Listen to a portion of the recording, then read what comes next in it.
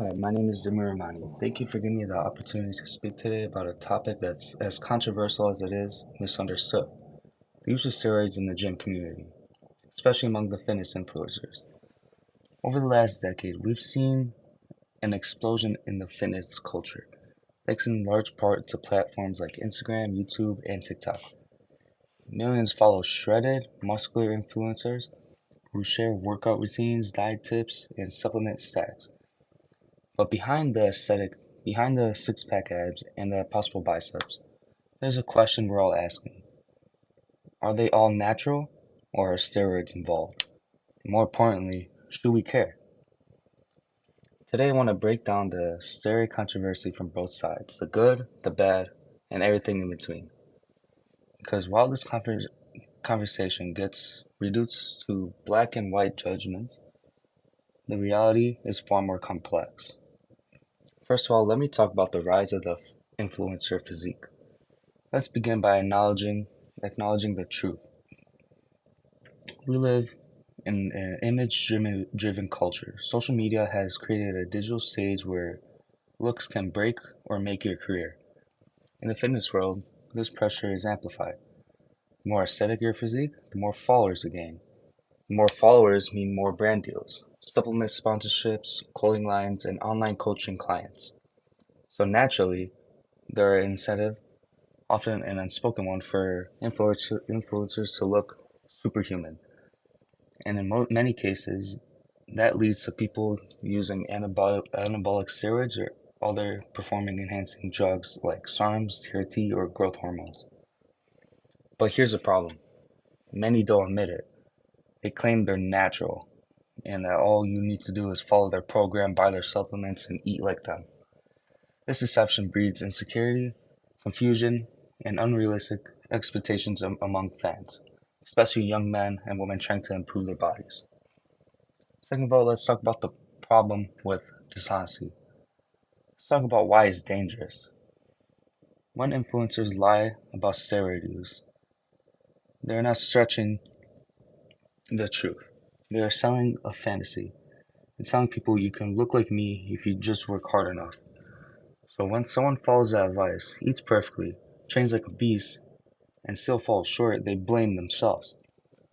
This leads to body dysmorphia, low self esteem, and in other cases, depression that pushes people to take steroids themselves, often without any other education or medical supervision. Let's be clear, steroids can work.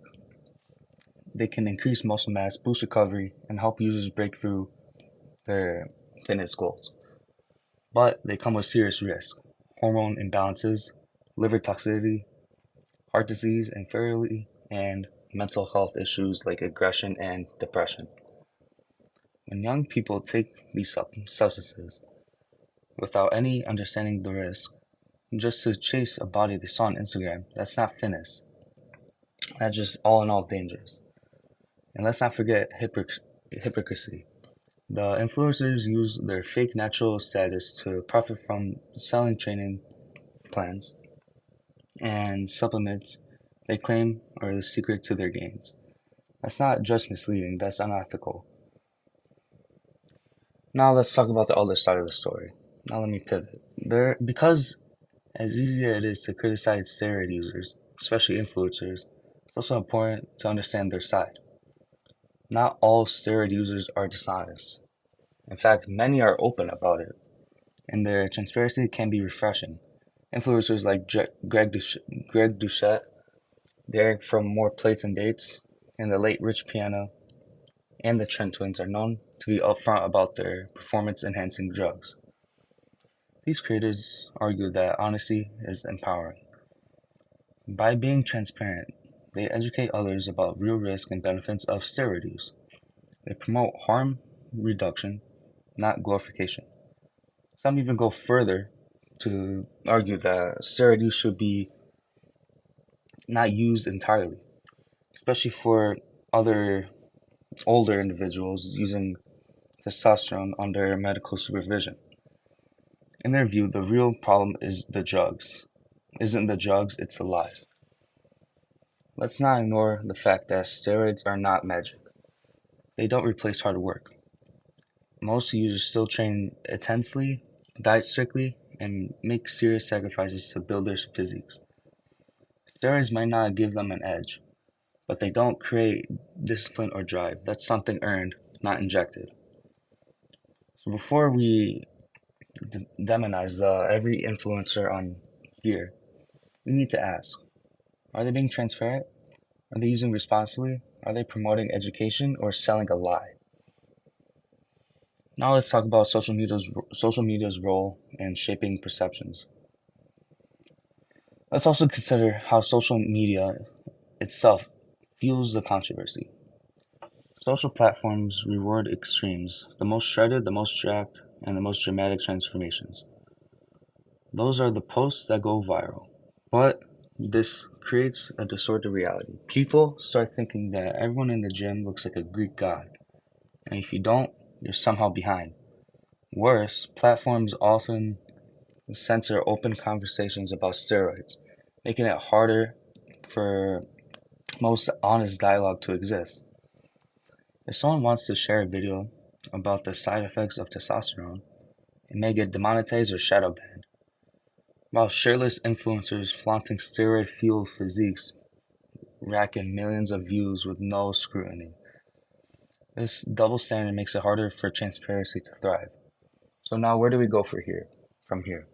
Where does this leave us? We can't ignore that steroids are here to stay, whether we like it or not. They're part of modern fitness landscape. But what can we do? What must we do? Is it demand more honesty and responsibility from those with influences? Here are 3 steps I believe that can help. One is transparency over perfection. Influencers who use steroids should disclose this honesty. It's not about shaming them, it's about creating a culture of honesty. If someone has the courage to be open, we should respect that. 2, education over exploitation.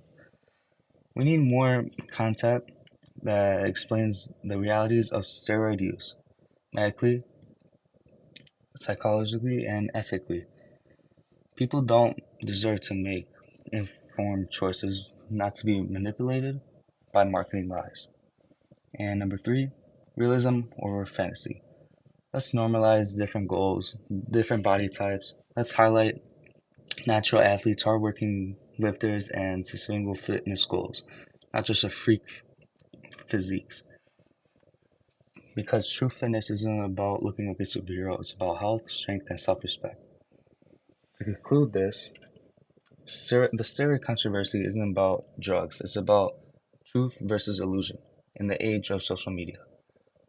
If we want a healthier fitness culture, we need to move past the fake native era. We need influencers who lead with integrity, not image. And we need communities like the one with this room that value honesty over hype. So next time you scroll through your feed and see a chiseled physique that looks too good to be true, ask a question, not with judgment, but with curiosity. Because with more we question, the more we learn. And the more we learn, the stronger we all become. Thank you for listening.